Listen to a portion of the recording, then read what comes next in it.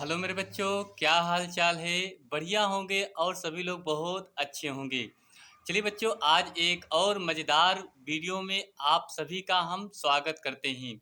बच्चों, आज क्लास 12 में केमिस्ट्री जो तीसरा चैप्टर होगा, रासायनिक बल गतिकी। बच्चों, आज की वीडियो में आप लोग को मैं शुरू से बताऊंगा कि जो तीसरा अभ्यास है, इसके पहले बहुत सारे वीडियो मैंने आपको बताए। तो बच्चों, आज की वीडियो अगर आप लोग पूरा देखते हैं तो उम्मीद करता हूँ इसमें से एक आध क्वेश्चन तो आपको पक्का है मिल जाएगा। और ये क्वेश्चन हर साल बोर्ड एग्जाम में पूछे जाते हैं। तो बच्चों, स्टार्ट करेंगे हम अपनी क्लास की। और सभी छात्रों से मैं गुजारिश कर रहा हूँ कि प्लीज़ सभी लोग चैनल को लाइक करिए, शेयर करिए और सब्सक्राइब जरूर कीजिए। और एक प्यारा से कमेंट जरूर लिखिए बच्चों। तो चलिए देखते हैं, हम अपनी क्लास की शुरुआत करते हैं। बच्चों, अगर बात करें जो रासायनिक बलगतिकी होता है, ये होता क्या है। तो सबसे पहले हम समझेंगे कि इसमें जो अभिक्रिया का वेग होता है या अभिक्रिया की जो दर होती है वो किसे कहते हैं। ये एग्जाम में बनता है, यहाँ से क्वेश्चन पूछता है कि जो रासायनिक अभिक्रिया की दर होती है या रासायनिक अभिक्रिया का वेग किसे कहते हैं, इसकी परिभाषा, इसके सूत्र, इसके मात्रक, ये आपसे पूछा जाता है। और बच्चों, इस पे जो सवालें बनती हैं वो भी आपको बहुत अच्छे तरीके से समझ में आ जाएंगे। चलिए, इसका अगर हम एग्जाम्पल परिभाषा की बात करें तो आप देख सकते हैं स्क्रीन पे कुछ ऐसा ही दिखाई दे रहा है। देखिए, एकांक समय में, ध्यान से समझना, आपको अच्छे से समझ में आ जाएगा बच्चों। एकांक के समय में अभिकारक या उत्पाद की सांद्रता में होने वाले परिवर्तन को अभिक्रिया का वेग या अभिक्रिया की दर कहते हैं। तो बच्चों, ये आपका अभिक्रिया का वेग या अभिक्रिया की दर की परिभाषा हमने बता दिया। अगर इसके बच्चों अगर और समझने का प्रयास करें तो आप लोग के लिए मैंने देखिए एक अभिक्रिया लिया है। अभिक्रिया मैंने लिया अभिकारक आर है और उत्पादक क्या है, पी है। तो अभिकारक जो होता है बच्चों वो कमी को दर्शा रहा है, उत्पादक आपका वृद्धि को।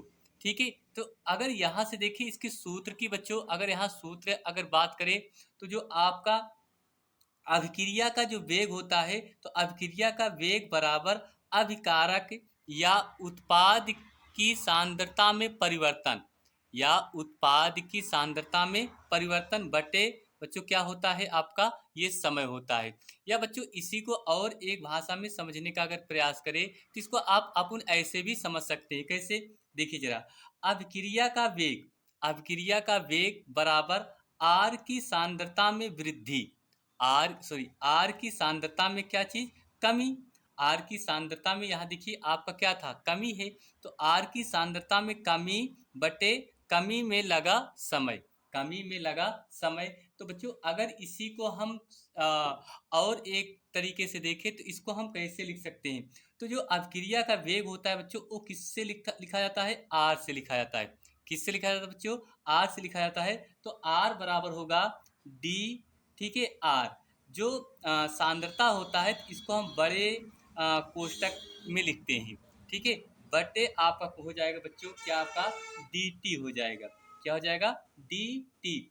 तो अब ये देखिए, अगर इसी को हम और एक तरीके से लिखें तो इसको हम कैसे लिख सकते हैं, माइनस सॉरी, देखिए यहाँ पर कमी है तो इसके आगे हम क्या लगाएंगे, माइनस लगाएंगे। तो यहाँ लिखेंगे डेल्टा आर। क्या लिखेंगे बच्चों, डेल्टा आर बटे डेल्टा टी। ये देखिए, तो ये आपकी सांद्रता की कमी के लिए हो गया बच्चों।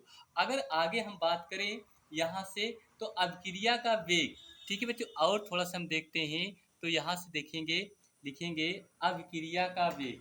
ध्यान समझना, समझ में आ जाएगा आपको। अभिक्रिया का वेग, अभिक्रिया का वेग। तो अभिक्रिया का जो वेग होगा, अगर बच्चों यहाँ से देखा जाए तो आपने देखा जो आर की सांद्रता में कमी। तो अब लिखेंगे क्या बच्चों, यहाँ पर आप देखिए हमने आपको लिखा है उत्पाद पी, पी में उत्पाद की जो वृद्धि है, तो इसको हम क्या लिखेंगे, यहाँ से देखिए समझ में आ जाएगा अच्छे से आपको। लिखेंगे पी की सांद्रता में वृद्धि। क्या लिखेंगे बच्चों, पी की सांद्रता, ठीक है, P की सांद्रता में वृद्धि, ठीक है, वृद्धि बटे आ, बटे वृद्धि में लगा समय। क्या लिखेंगे बच्चों? वृद्धि में लगा समय, ठीक है भाई, वृद्धि में लगा समय। ये तो इसको भी आप उन इसी तरीके से लिखेगा। क्या लिखेंगे? आर बराबर, क्या लिखेंगे बच्चों? आर बराबर, यहाँ प्लस लिखेंगे, ठीक है, डी पी, क्या लिखेंगे बच्चों? डी पी बटे डी टी, या इसी को इस तरह से भी लिख सकते हैं, डेल्टा पी, डेल्टा पी बटे डेल्टा टी, ये हो गया, ठीक है। अब अगर हम बात करें इसके बच्चों मात्रक की, क्या बात करें बच्चों? मात्रक बहुत इंपॉर्टेंट पूछता है कि इसका अभिक्रिया वेग का मात्रक क्या होता है। तो बच्चों अगर अभिक्रिया वेग का हम मात्रक की बात करें, मात्रक बहुत इंपॉर्टेंट, ये पॉइंट आपका बनता है कि अभिक्रिया वेग का मात्रक क्या होता है। तो इसका अगर अभिक्रिया वेग का मात्रक देखा जाए बच्चों, होता है क्या? आप लिख सकते हैं मोल, क्या होता है बच्चों? मोल प्रति लीटर, मोल प्रति लीटर प्रति सेकेंड, ये आपका क्या होता है बच्चों? मात्रक होता है। अगर मीटर में है तो मीटर में लिखेंगे, लीटर में है तो लीटर में लिखेंगे, समय मिनट में है तो मिनट में लिखेंगे, सेकेंड में है तो सेकेंड। ये इसका क्या बन गया बच्चों? मात्रक बन गया, ठीक है। तो आप लोग इसका स्क्रीनशॉट ले सकते हैं, एक दो बार रिवाइज कर लेंगे तो आपको अच्छे से जरूर समझ में आ जाएगा बच्चों। अगर इसके आगे हम बात करेंगे, इसके जो आगे वाला आपका पॉइंट होगा वो देखिए, वो क्या होगा? अभिक्रिया वेग को प्रभावित करने वाले कारक, ठीक है, अभिक्रिया वेग को प्रभावित करने वाले कारक। बच्चों ये आप लोग पूरा आप लोग एक दो बार रिपीट कर लेंगे तो आप लोग को बहुत मजा आएगा और अच्छे तरीके से आपको समझ में भी आ जाएगा, ठीक है। अब हम देखेंगे अभिक्रिया वेग को प्रभावित करने वाले कारक हमारे। तो बच्चों देखेंगे अभिक्रिया वेग को प्रभावित करने वाले कारक। तो इसमें आपसे अगर ये पॉइंट देख लेते हैं तो ये भी आपके एग्जाम में बनते हैं, ठीक है। अभिक्रिया वेग को प्रभावित करने वाले कारक क्या होते हैं? पहला नंबर आपका बनेगा ताप, क्या बनेगा बच्चों? ताप। तो इसको प्रभावित करने वाले जो कारक है, ताप में क्या लिखेंगे? देखिए, ताप बढ़ाने पर, ध्यान से देखना, ताप बढ़ाने पर, ठीक है बच्चों, ताप बढ़ाने पर, ताप बढ़ाने पर अभिक्रिया का वेग, अभिक्रिया, अभिक्रिया का वेग, अभिक्रिया का वेग बढ़ जाता है। अभिक्रिया का वेग बच्चों क्या होता है? बढ़ जाता है, ठीक है। अभिक्रिया का वेग क्या होता है बच्चों? बढ़ जाता है। क्या चीज? ताप बढ़ाने पर। अगर दूसरी पॉइंट की अगर हम बात करें, जो दूसरा पॉइंट आपका बनेगा इसमें, वो क्या होगा? सांद्रता। क्या होगा बच्चों? सांद्रता, ठीक है। अब ये सांद्रता क्या करता है? सांद्रता बढ़ाने पर अभिक्रिया का वेग बढ़ जाता है, ठीक है बच्चों। यहाँ देखेंगे, लिखेंगे सांद्रता, ठीक है, सांद्रता बढ़ाने पर, सांद्रता बढ़ने पर, आ, पर अभिक्रिया, अभिक्रिया, अभिक्रिया का वेग, का वेग बढ़ जाता है, बढ़ जाता है, ठीक है बच्चों। अभिक्रिया जो सांद्रता होता है, अभिक्रिया सांद्रता को बढ़ाने पर, सांद्रता बढ़ने पर अभिक्रिया का जो वेग होता है बच्चों, क्या होता है? बढ़ जाता है, ठीक है। अगर तीसरी पॉइंट की हम बात करें तो तीसरे पॉइंट पे हम देखेंगे कि उत्प्रेरक, क्या है बच्चों? उत्प्रेरक, ठीक है। ये उत्प्रेरक क्या कार्य करता है? तो उत्प्रेरक की उपस्थिति में, यहाँ लिखेंगे उत्प्रेरक के, उत्प्रेरक की उपस्थिति में, ठीक है बच्चों, उपस्थिति में, उपस्थिति में अभिक्रिया का वेग बढ़ जाता है, में अभिक्रिया, अभिक्रिया, अभिक्रिया का वेग, वेग बढ़ जाता है, ठीक है। अब चौथा नंबर हम देखेंगे क्षेत्रफल। क्या देखेंगे बच्चों? क्षेत्रफल। बहुत इम्पोर्टेंट है ये पॉइंट, आप लोग को मैं बता रहा हूँ। ठीक है।